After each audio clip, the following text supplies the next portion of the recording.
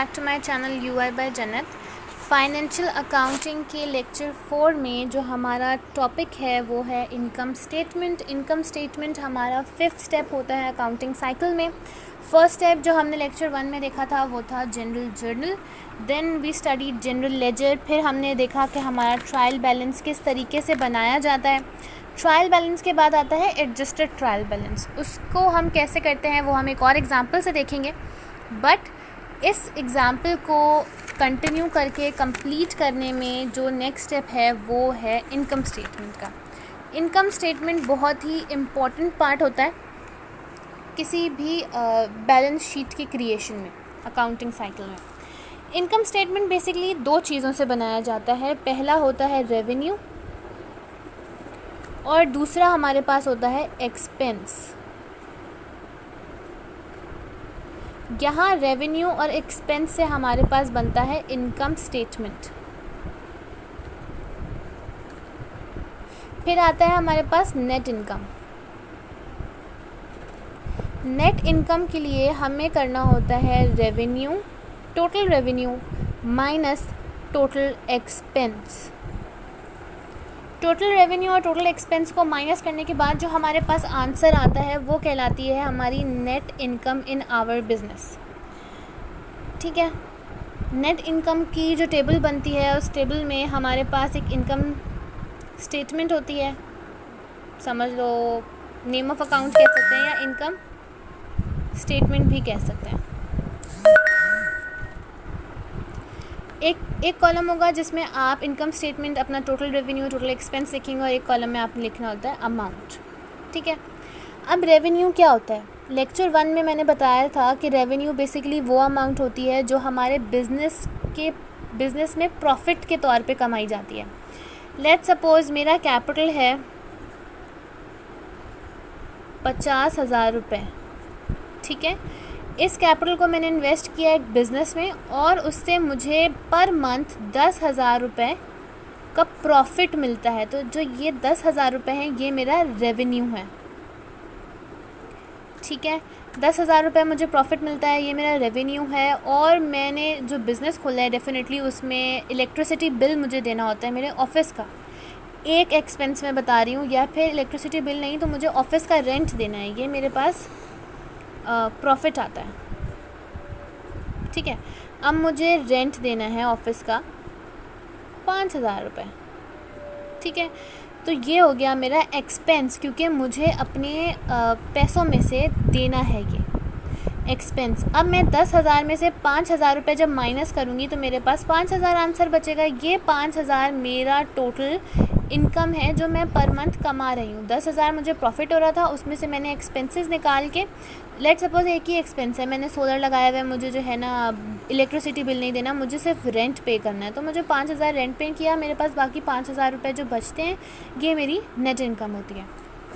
Question, अच्छा दूसरी चीज़ कि हम ये इनकम स्टेटमेंट निकालते किस चीज़ से हैं? Income statement adjusted trial balance के थ्रू निकलती है।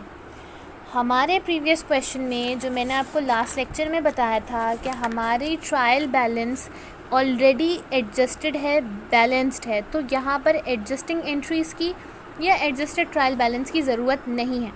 लेकिन अगर मेरे पास ऐसा होता कि यहाँ पर 6,000 रुपये आ रहे थे और यहाँ पर 93,000 रुपीज़ आ रहे थे, इसका मतलब था कि मेरी जो ट्रायल बैलेंस है वो एडजस्टेड नहीं है। डेफिनेटली इनमें से किसी लेजर के अंदर मिस्टेक हुई है। तो फिर मेरे पास क्वेश्चन में या सॉल्विंग के हिसाब से क्वेश्चन में आपको एडजस्टिंग एंट्रीज़ बताई जाएंगी कि भाई इतने कुछ डेबिट हुआ था तो डेबिट में हम इनपुट करेंगे और फिर इसको इक्वल करेंगे। जब तक आपका ट्रायल बैलेंस की दोनों साइड्स इक्वल नहीं आती आप इनकम स्टेटमेंट नहीं बना सकते। अब इनकम स्टेटमेंट पे आ जाते हैं। हमारा क्वेश्चन ट्रायल बैलेंस में जाते हैं दोबारा। अब जो एक चीज़ देखने वाली है, कैश मेरा एसेट है, कैपिटल है, परचेजेस एसेट है, मैंने आपको पहले बताया था, सैलरीज़ ये मेरा एक्सपेंस है, सेल्स मेरा रेवेन्यू है, क्योंकि मैंने सेल की तो मुझे प्रॉफिट मिला, पैसे मिले 8,000 रुपये। वापस आते हैं नेचर पे। रेवेन्यू बढ़ता है, क्या होगा? क्रेडिट। यहाँ पे 8,000 क्रेडिट हो रहे हैं, यहाँ पे 8,000 रुपये क्रेडिट हो रहे हैं। और एक्सपेंस मेरा बढ़ता है तो होगा डेबिट। सैलरीज डेबिट हो रही हैं, बिल्कुल हो रही हैं। मुझे पता चल गया कि मेरे पूरे ट्रायल बैलेंस में सिर्फ एक ही एक्सपेंस है और एक ही रेवेन्यू है। मैंने यहाँ अपने इनकम स्टेटमेंट में डाल दिया कि मेरी सेल्स जो थी वो रेवेन्यू थी 8,000 रुपये की। टोटल सेल्स 8,000 रुपये की हुई है, तो टोटल रेवेन्यू कितना हुआ? 8,000 रुपये। एक्सपेंसेस में मैं जाती हूँ, मेरी सैलरीज़ मेरी एक्सपेंस थी, टोटल एक्सपेंस मेरी 2,000 रुपये हुआ है। अब मैंने कहा था कि मुझे मेरे रेवेन्यू से एक्सपेंस को माइनस करना है, ठीक है। 8,000 माइनस 2,000 होगा, तो मेरे पास 6,000 जो है वो पॉजिटिव वैल्यू आ जाएगी। इसका मतलब है कि ठीक है, हमें कुछ ना कुछ प्रॉफिट हुआ है अपने बिज़नेस के अंदर। अगर आपकी इनकम स्टेटमेंट में नेट इनकम माइनस आता है, इसका मतलब कि आपका बिज़नेस लॉस में जा रहा है। Keep that in mind. आपको एक्सपेंसेस को रेवेन्यू से माइनस करना होगा, क्योंकि अब रेवेन्यू हमारे पास यहाँ बड़ा है, हमने एक्सपेंसेस माइनस कर दिए, तो हमारे पास पॉजिटिव में आंसर आ रहा है। अगर मेरा एक्सपेंस ज़्यादा है, रेवेन्यू कम है, नेगेटिव में आंसर आ रहा है, तो दैट मीन्स कि हमारे पास जो है वो लॉस में हम चल रहे हैं। Statements of owner equity. Income statement के साथ ये चीज़ निकालना कि what is the statement of owner equity, this is very very very important. Statement of owner equity में हम जो इम्पोर्टेंट काम करते हैं वो होता है कि स्टेटमेंट ऑफ ओनर इक्विटी निकालना इसलिए ज़रूरी है क्योंकि हम जो बैलेंस शीट बनाते हैं उसमें जो हमारा कैपिटल यूज़ होता है वो इस कैपिटल से, इस प्रोसेस से कैलकुलेट किया जाता है। स्टेटमेंट ऑफ ओनर इक्विटी की बेसिक सी जो है यहाँ पर एक हमारे पास इक्वेशन है, कैपिटल बिफोर एडजस्टमेंट।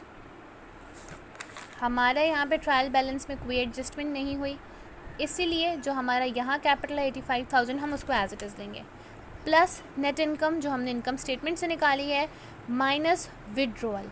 अब विड्रॉल क्या होता है? अब इसको एग्जांपल से समझाती हूँ कि मैं एक बिज़नेस ओनर हूँ, मैंने 85,000 रुपीज़ अपने बिज़नेस में इन्वेस्ट किए, पर मैंने उसे अपने पर्सनल यूज़ के लिए, जैसे कि मुझे अपने घर में पंखे लगवाने हैं, तो मैंने उस पर्सनल यूज़ के लिए 5,000 रुपये 85,000 रुपीज़ से निकालनी है। तो अब मेरे पास 80,000 रुपीज़ बचे हैं, तो जो 5,000 विड्रॉ हुआ है वो मैं यहाँ लिखूँगी। लेकिन फॉर्चुनेटली हमारे इस ट्रांजैक्शन में कोई विड्रॉल नहीं है, तो हमने कैपिटल 85,000 को ऐड किया नेट इनकम से, जो कि 6,000 थी। आंसर हमारे पास आ गया 91,000 रुपीज़। ये हमारे पास बेसिक इनकम स्टेटमेंट और स्टेटमेंट ऑफ ओनर इक्विटी का कॉन्सेप्ट है। इनकम स्टेटमेंट और स्टेटमेंट्स ऑफ ओनर इक्विटी ये दोनों बहुत इंपॉर्टेंट होते हैं ताकि हम अपना बैलेंस शीट बना सकें।